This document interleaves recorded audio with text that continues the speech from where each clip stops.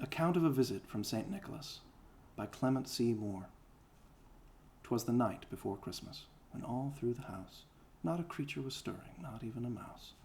The children were nestled all snug in their beds, while visions of sugar-plums danced in their heads, and Mamma in her kerchief and I in my cap had just settled our brains for a long winter's nap.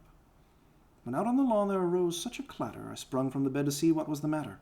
Away to the window I flew like a flash, tore open the shutters and threw up the sash. The moon, on the breast of the new-fallen snow, gave the luster of midday to objects below, when what to my wondering eyes should appear but a miniature sleigh and 8 tiny reindeer. With a little old driver so lively and quick, I knew in a moment it must be Saint Nick. More rapid than eagles his coursers they came, and he whistled and shouted and called them by name. Now, Dasher now, Dancer now, Prancer and Vixen, on, Comet on, Cupid on, Dunder and Blixen, to the top of the porch, to the top of the wall. Now, dash away all. As dry leaves before the wild hurricane fly, when they meet with an obstacle mount to the sky, so up to the housetop the coursers they flew, with the sleigh full of toys and St. Nicholas too. And then in a twinkling I heard on the roof the prancing and pawing of each little hoof. As I drew in my head and was turning around, down the chimney St. Nicholas came with a bound. He was dressed all in fur, from his head to his foot, and his clothes were all tarnished with ashes and soot. A bundle of toys was flung on his back, and he looked like a peddler just opening his pack. His eyes, how they twinkled!